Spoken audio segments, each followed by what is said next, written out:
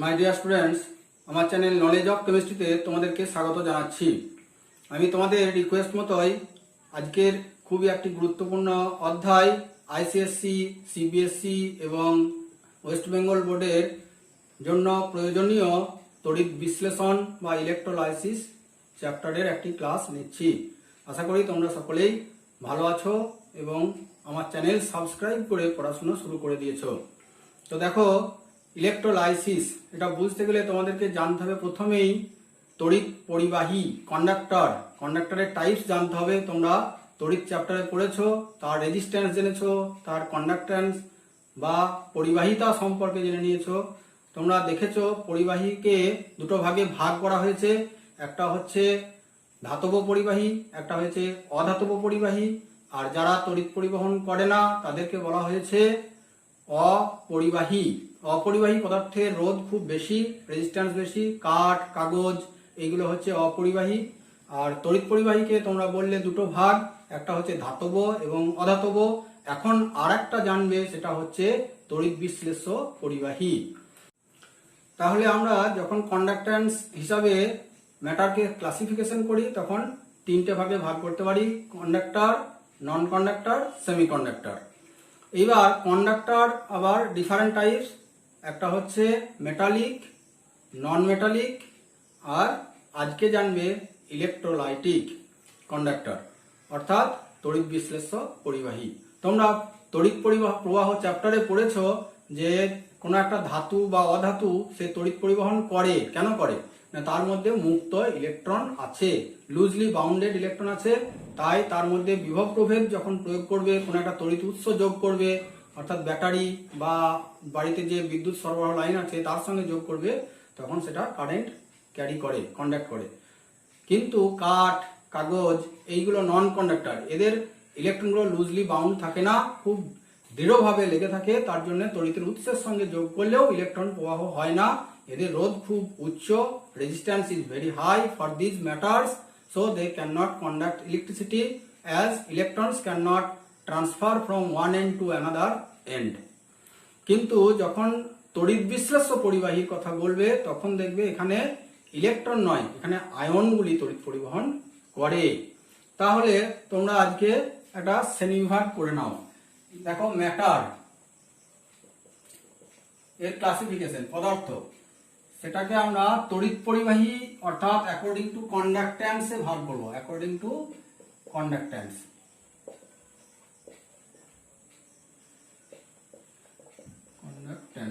তড়িৎ পরিবাহী ধর্মের বিচারে যখন আমরা শ্রেণীবিভাগ করব তখন দেখব নন কন্ডাক্টর, এটা resistance high, they cannot conduct electricity, এদের রোধ খুব উচ্চ, তাই তড়িৎ পরিবহন করে না। সেমি কন্ডাক্টর, এদের রোধটা এই পরিবাহী এবং নন কন্ডাক্টরের মাঝামাঝি, কন্ডাক্টর আর পরিবাহী। সেমি কন্ডাক্টর মিন্স অর্ধ পরিবাহী, অর্ধ মানে অর্ধেকটা। তাহলে দেখো, পরিবাহী এবং অপরিবাহী পদার্থের মাঝে যাদের রেজিস্ট্যান্সটা থাকে তাদেরকে বলা হচ্ছে সেমি কন্ডাক্টর। আর যেমন সিলিকন, জার্মেনিয়াম। আর নন কন্ডাক্টর কোনগুলো? কাঁচ, কাগজ, ঠিক আছে। আর কন্ডাক্টর কোনগুলো? যেগুলোর রোধ খুব কম, রেজিস্ট্যান্স লো, কন্ডাক্ট্যান্স হাই। যেমন ধাতু, ধাতু এটা আবার দুটো ভাগে, তিনটে ভাগে ভাগ করব কন্ডাক্টরকে। একটা ধাতব বা মেটালিক, একটা হচ্ছে অধাতব বা নন মেটালিক, আর একটা হচ্ছে তড়িৎ বিশ্লেষ্য বা ইলেকট্রোলাইটিক। তাহলে তিনটে ক্লাসিফিকেশনে আমরা একে কন্ডাক্টরকে ভাগ করে নিলাম। ধাতব পরিবাহীতে ইলেকট্রনগুলো তড়িৎ পরিবহনের জন্য দায়ী, নন মেটালিকেও তাই, ইলেকট্রনগুলো তড়িৎ পরিবহনের জন্য দায়ী। ইলেকট্রোলাইটে হচ্ছে আয়ন তড়িৎ পরিবহনের জন্য দায়ী। আয়ন আবার দু রকম, একটা cation, anion. Cation and anion, positive and negative ions.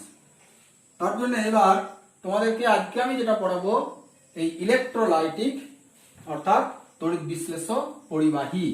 তড়িৎ বিশ্লেষ্য পরিবাহীর ক্ষেত্রে কি হয় না, এদের রাসায়নিক পরিবর্তন হয়। ধাতব পরিবাহীতে যখন কারেন্ট কন্ডাক্ট করে তখন সামান্য তাপের উদ্ভব হয়, ভৌত পরিবর্তন হয়। এরা হলো ভৌত পরিবাহী অর্থাৎ ফিজিক্যাল চেঞ্জ হয়, সেই জন্য ফিজিক্যাল কন্ডাক্টর। আর কেমিক্যাল বা ইলেকট্রোলাইটিক কন্ডাক্টরের ক্ষেত্রে তড়িৎ গেলে তাদের মধ্যে দেখা যায় রাসায়নিক পরিবর্তন হয়ে যায়, নতুন পদার্থ তৈরি করে, নিউ সাবস্টেন্সেস আর ফর্মড। তাহলে তোমরা এবার তড়িৎ বিশ্লেষ্য পদার্থ বা ইলেকট্রোলাইট এর একটা ডেফিনেশন দাও। Electrolytes are the substance in which electricity is conducted by them in the molten state or in aqueous solution, and their chemical change takes place after conduction of electricity. তাহলে তড়িৎ বিশ্লেষণের সংজ্ঞা বললে তোমরা বলবে যে সকল পদার্থ গলিত বা জলে দ্রবীভূত অবস্থায় তড়িৎ পরিবহন করে এবং পরিবহনের শেষে তাদের রাসায়নিক পরিবর্তন হয়, তাদেরকে বলা হচ্ছে তড়িৎ বিশ্লেষ্য। যেমন অ্যাসিড যুক্ত জল, অ্যাসিডিফাইড ওয়াটার, অ্যাসিডিক ওয়াটার। তারপরে গলিত NaCl, KCl, H2SO4, HCl, NaOH, KOH, these are all electrolyte। ঠিক আছে, ইলেকট্রোলাইট কে দুটো ভাগে ভাগ করা হয়, একটা তীব্র একটা মৃদু। তীব্র বা স্ট্রং ইলেকট্রোলাইট, আর এটা হচ্ছে মৃদু বা উইক ইলেকট্রোলাইট। তাহলে স্ট্রং আর উইক এদের ডিফারেন্সটা বোঝানোর জন্য কি করব, তার আগে একটা টার্ম তোমাদেরকে জানতে হবে, বিয়োজন মাত্রা বা degree of dissociation. Degree of dissociation সব ভাষাতেই তোমরা পড়ো, ইংলিশটা লাগবে। তোমরা তো ভবিষ্যতে জয়েন্ট এন্ট্রান্স বা এই সমস্ত পরীক্ষা দেবে, তাই তোমরা ইংলিশ টার্মগুলো এখন থেকে পরিচিত হতে শুরু করো, দেখবে তোমাদের বাংলা মিডিয়ামের ছেলেদেরও কাজে লাগবে। তাই আমি তোমাদের সুবিধার্থেই কিন্তু এই সমস্ত ক্লাসগুলো এইভাবে নিচ্ছি। তাহলে দেখো, ডিগ্রি অফ ডিসোসিয়েশন আর আলফা, এটা আলফা বলছে একটা পদার্থ, তড়িৎ বিশ্লেষ্য পদার্থ, তাকে গলিয়ে দিলে বা জলে দ্রবীভূত করলে তাহলে যতগুলো অণু বিয়োজিত হয়, সেই বিয়োজিত নাম্বার অফ ডিসোসিয়েটেড পার্টিকেল, বিয়োজিত অণু, number of moles dissociated by total number, that is মোট অণুর সংখ্যা, total number of electrolyte molecules into 100%. Generally alpha is expressed in percentage. তার মানে এখানে আলফা সম্পর্কে তোমরা জানতে পারলে, আলফা বা বিয়োজন মাত্রা কাকে বলছে, যে কতগুলো অণু বিয়োজিত হয়েছে গণিত 100 by total number of molecules, এটাই হচ্ছে বিয়োজন মাত্রা। তাহলে স্ট্রং ইলেকট্রোলাইট কাকে বলবো, তাহলে আলফা যার বেশি হবে, very high, almost equal to 100%, তাকে বলা হবে strong electrolyte. Strong electrolyte has very high, almost equal to 100% degree of dissociation. আর উইক ইলেকট্রোলাইটে alpha is very low, that is almost equal to 0%. So these are weak electrolyte. এবার দেখো strong electrolyte কোনগুলো, NaCl, KCl, H2SO4, HCl, NaOH, etc. acidic water, these are strong electrolyte. weak কোনগুলো, weak হচ্ছে CH3COOH, acetic acid, vinegar, formic acid, HCOOH, NH4OH, ammonium hydroxide is a weak electrolyte and weak base. ঠিক আছে, generally organic যে acid and base, organic acid and base, জৈব acid এবং ক্ষার, তারা সাধারণত মৃদু উইক ইলেকট্রোলাইট হয়। ঠিক আছে, এইভাবে তোমরা দুরকম তড়িৎ বিশ্লেষণ সম্পর্কে জানলে। এখন জানবে তড়িৎ বিশ্লেষণ বা electrolysis. What is electrolysis? It is a process, এটা একটা পদ্ধতি। ঠিক আছে, যে পদ্ধতিতে তোমরা যখন কোন পদার্থ, যেগুলো তড়িৎ বিশ্লেষ্য পদার্থ, তার মধ্যে গলিত বা জলে দ্রবীভূত অবস্থায় তড়িৎ পাঠাবে, তখন দেখবে তড়িৎ পরিবহন হবে এবং সঙ্গে সঙ্গে রাসায়নিক পরিবর্তন ঘটে যাবে। তাকে বলা হচ্ছে তড়িৎ বিশ্লেষণ। অর্থাৎ যে পদ্ধতিতে কোন তড়িৎ বিশ্লেষক পদার্থের দ্রবণে, জলীয় দ্রবণে বা গলিত অবস্থায় তড়িৎ পাঠানো হলে তড়িৎ পরিবহন করে এবং নতুন পদার্থ উৎপন্ন হয়, রাসায়নিক পরিবর্তন হয়, তাকে তড়িৎ বিশ্লেষণ বলে। The process in which electrolytes in their molten state or in aqueous solution carry electricity and new substances are formed, that is chemical change takes place, is called electrolysis. তাহলে ইলেকট্রোলাইসিস কিভাবে হয়, হাউ ইলেকট্রোলাইসিস টেকস প্লেস। তো এটা দেখবে বইয়ে আছে তোমাদের ইলেকট্রোলাইসিসের পদ্ধতি। সেটা জানার জন্য তোমরা ফার্স্ট জেনে নেবে ion. What is ion? Ion কিরকম? এটাকে charge particles are called ion. তড়িৎগ্রস্ত পরমাণুকেই বলা হয় ion. Ions are of two types, positive that is cation, negative that is anion. এই positive charge particles are called cation. Cation গুলো কোনগুলো? Na+, H+, etcetera. Anion কোনগুলো? Negative ion, Cl-, OH-, etcetera are anion. কিভাবে cation anion form করে? when an atom lose electron, one or more electron is lost by any atom to form cation. তার মানে cation কিভাবে তৈরি হচ্ছে? যখন electron ছেড়ে দিচ্ছে। ইলেকট্রন ছেড়ে দেওয়াকে বলা হয় জারণ। ঠিক আছে? Ca-2e, Ca2+। এইভাবে জারণ বিক্রিয়ার দ্বারা, ইলেকট্রন বর্জনের দ্বারা ক্যাটায়ন ফর্ম হয়। আর when an atom accept one or more electron, then it becomes negatively charged, that is anions are formed. Here reduction, that is বিজারণ বিক্রিয়া ঘটে, বিজারণ। ঠিক আছে? এইভাবে দেখো ইলেকট্রন গ্রহণ হচ্ছে আর বিজারণ হচ্ছে এবং অ্যানায়ন ফর্ম করছে। তাহলে পরমাণু ইলেকট্রন বর্জন করলে ক্যাটায়ন তৈরি হয়, ইলেকট্রন গ্রহণ করলে অ্যানায়ন তৈরি হয়। এইভাবে আয়ন তৈরি হয়। এই আয়নগুলো হচ্ছে তড়িৎ বিশ্লেষণের জন্য দায়ী। একটা ধাতব পরিবাহীতে যখন তড়িৎ পরিবাহিত হয় তার জন্য মুক্ত ইলেকট্রন দায়ী, কিন্তু তড়িৎ বিশ্লেষণের সময় যে কারেন্ট কন্ডাকশন হয় তার জন্য দায়ী হচ্ছে আয়ন। ঠিক আছে? আয়ন এখানে কারেন্ট কন্ডাক্ট করে। যদি তীব্র তড়িৎ বিশ্লেষণ হয় তাহলে বেশি আয়ন থাকবে, বেশি আয়ন থাকলে বেশি কারেন্ট কন্ডাকশন হবে।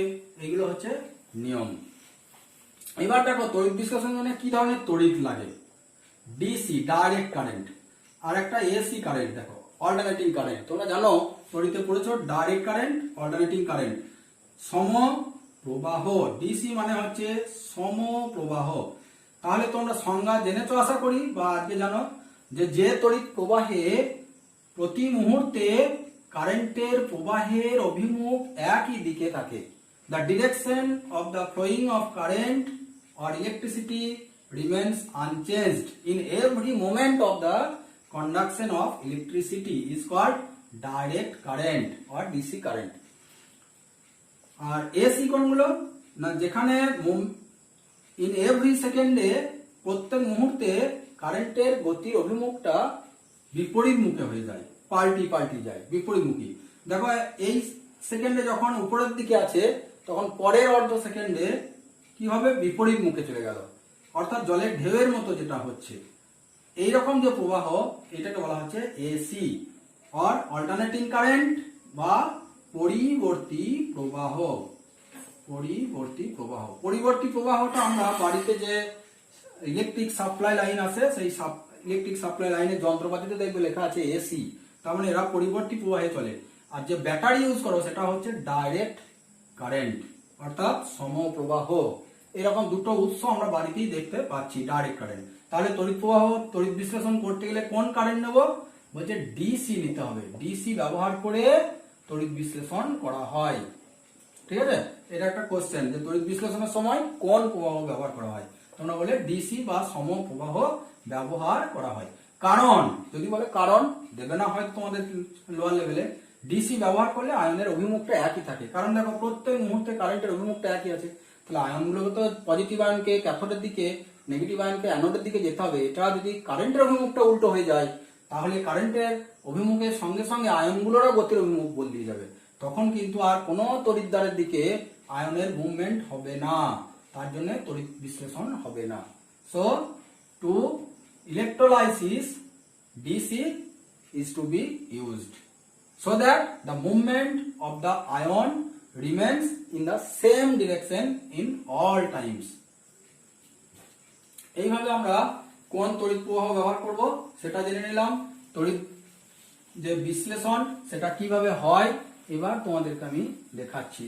দেখো, প্রথমে আমি প্লাটিনাম তড়িৎদ্বারের সাহায্যে জলের তড়িৎ বিশ্লেষণ, অ্যাসিডিক ওয়াটারের তড়িৎ বিশ্লেষণ ব্যাখ্যা করব using platinum anode and cathode. These are called electrode. ELECTROD, electrode বা তড়িৎদ্বার বাংলায় বলে। তো তড়িৎদ্বার কি আর তড়িৎ বিশ্লেষণ কোন পাত্রে করা হয়?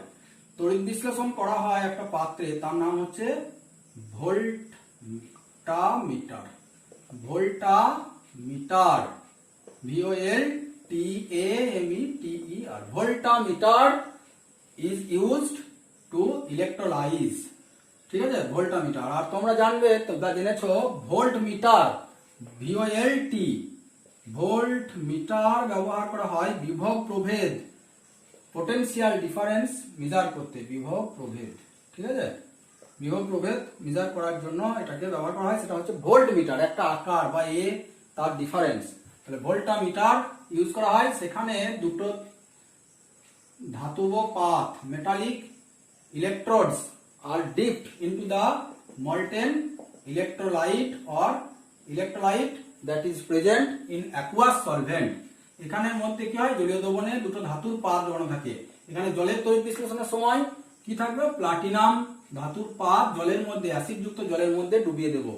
দিয়ে আংশিকভাবে ডোবানোর পরে এই পাত দুটোর সঙ্গে একটা ব্যাটারি লাগিয়ে দেবো। ব্যাটারিটার সঙ্গে কি থাকে, একটা পজিটিভ একটা নেগেটিভ। পজিটিভ এন্ডটার সঙ্গে যে পোলটা লেগে থাকবে, ধরো এটা পজিটিভটা লেগে আছে বড়টা, এটা হচ্ছে পজিটিভ, আর ছোট যেটা আছে এন্ড সেটার সঙ্গে একটা লাগানো আছে। পজিটিভের সঙ্গে যেটা লাগানো থাকে সেটাকে বলছে পজিটিভ ইলেকট্রোড, তাকে বলা হয় অ্যানোড। আর যেটার সঙ্গে নেগেটিভ লেগে থাকে, নেগেটিভটা, সেটা হচ্ছে ক্যাথোড। তাহলে এটা হচ্ছে ক্যাথোড আর নেগেটিভ ইলেকট্রোড, আর এটা হচ্ছে অ্যানোড। ক্যাথোড অ্যান্ড অ্যানোড দুটো ইলেকট্রোডকে ইউজ করে আমরা জলের তড়িৎ বিশ্লেষণ করব। কিভাবে হয়, জলের মধ্যে সামান্য অ্যাসিড দিয়ে দাও, H2SO4, সাধারণত H2SO4 দেওয়া হয়। HCl বা HNO3 দিলে ওরা ইভাপোরেট করে, সেগুলো ভোলেটাইল, তাদের বয়লিং পয়েন্টটা কম, সেই জন্য ওরা উড়ে চলে গিয়ে হাইড্রোজেন এবং অক্সিজেনের সঙ্গে জমা হয়। সেই জন্য HCl বা HNO3 ব্যবহার করা হয় না। এটাও কোশ্চেন দেয়, why HCl and HNO3 are not used in the electrolysis of water? Because these are volatile. HCl and HNO3 are volatile and evaporates and mixed with H2 and O2 formed at cathode and anode. So these acids are not used. এই অ্যাসিডগুলো ব্যবহার করলে ওই ক্যাথোডের যে hydrogen oxygen তার সঙ্গে মিশে যাবে, এরা উড়ে গিয়ে, সেই জন্য এদেরকে ব্যবহার না করে H2SO4 দেওয়া হয়। তো H2ওটা H2SO4 দিলে কি হয়, ভেঙে যায়, H plus plus OH minus, আর H2SO4টাও ডিসোসিয়েট করে দিয়ে 2H প্লাস প্লাস এই SO4 2 মাইনাস। এইভাবে ডিসোসিয়েশন হলো এট ফার্স্ট। এবার কারেন্ট দেওয়া হয়েছে, কারেন্ট দিলে পজিটিভ আয়ন, এখানে এই positive ion means H plus, H plus গুলো ক্যাথোডে যাবে। Positive ion goes towards cathode, that is negative electrode, plus is attracted by negative electrode, and here H plus takes one electron to form H atom. একটা electron নিয়ে নেবে H plus, H plus plus E থেকে H, একটা atom তৈরি করলো। Atom is unstable, so two H atoms are added or attached to form H2 gas as a bubble, and at anode the negative ions goes towards positive, OH minus goes fast and release one electron to form neutral OH. OH minus একটা electron ছেড়ে দিয়ে neutral প্রসম OH তৈরি করলো। এটা অস্থায়ী, চারটে OH মিলে হয়ে গেল 2H2O plus O2, O2 forms bubble, বুদবুদ তৈরি করবে এবং জমা হবে। দেখা গেছে H2O তার তড়িৎ বিশ্লেষণে ক্যাথোডে 2:1, ক্যাথোডে 2 ভাগ হাইড্রোজেন আর অ্যানোডে 1 ভাগ অক্সিজেন এই রেশিওতে ফর্ম করে। অর্থাৎ 2 আয়তন বা 2 volume hydrogen is formed at the cathode, 1 volume oxygen is formed at the anode. এটা কি বলা হচ্ছে? সংযুতি। কোশ্চেন দেয় যে সংযুতি আর কম্পোজিশন, ঠিক আছে, যে কত কত সংযুতি কত জলের তড়িৎ বিশ্লেষণে ক্যাথোডে এবং অ্যানোডে উৎপন্ন গ্যাসের সংযুতি, আয়তনগত সংযুতি কত, ঠিক আছে, তখন তোমরা বলবে 2 ভাগ হাইড্রোজেন 1 ভাগ অক্সিজেন উৎপন্ন হয়। আজ তাহলে তোমরা এই ক্লাসে জলের তড়িৎ বিশ্লেষণ এবং তড়িৎ বিশ্লেষণের সম্পর্কে প্রাথমিক ধারণা লাভ করলে, তড়িৎদ্বার সম্পর্কে জানলে। আশা করি তোমাদের সকলেরই ভালো লেগেছে। তোমরা চ্যানেলটিকে সাবস্ক্রাইব করে নেবে এবং বেল বাটন অন করে রাখবে, তাহলে নোটিফিকেশনে পরের ক্লাস পেয়ে যাবে। সকলকে ধন্যবাদ।